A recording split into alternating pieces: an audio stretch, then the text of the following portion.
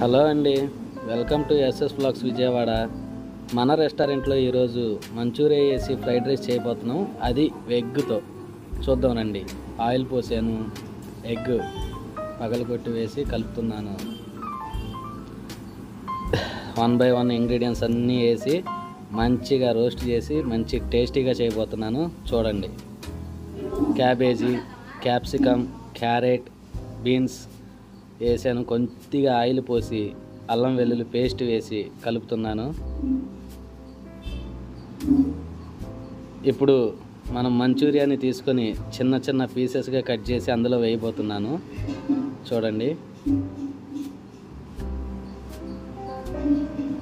చిన్న చిన్న పీసెస్గా కట్ చేసి అందులో ఫ్రైడ్ రైస్లోనే వేసి రోస్ట్గా ఫ్రై చేసుకొని అప్పుడు రైస్ వేసి కలుపుకుందాం. చూసారా, మంచూరియా అందులో వేసి రైస్ వేసాను.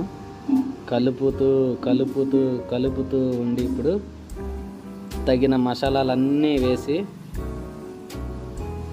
రైస్కి మంచిగా మసాలా పట్టేటట్టుగా టేస్టీగా చేద్దాం. సాల్ట్, చికెన్ మసాలా, కారం అన్నీ వేసానండి. వెనిగర్, వాటర్, సోయా సాస్ మంచిగా రోస్ట్గా అయ్యేటట్టు శుభ్రంగా మొత్తం కలిపేసి కొద్దిగా కొత్తిమీర వేసి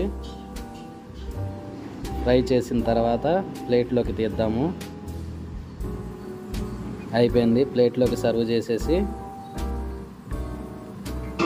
లుకింగ్ కోసం కొద్దిగా ఉల్లిపాయలు, టమాటా సాస్, చిల్లీ సాస్ వేసి కంప్లీట్గా రెడీ చేసాం. ఇప్పుడు లపా లపా లాగిచ్చేద్దాం రండి.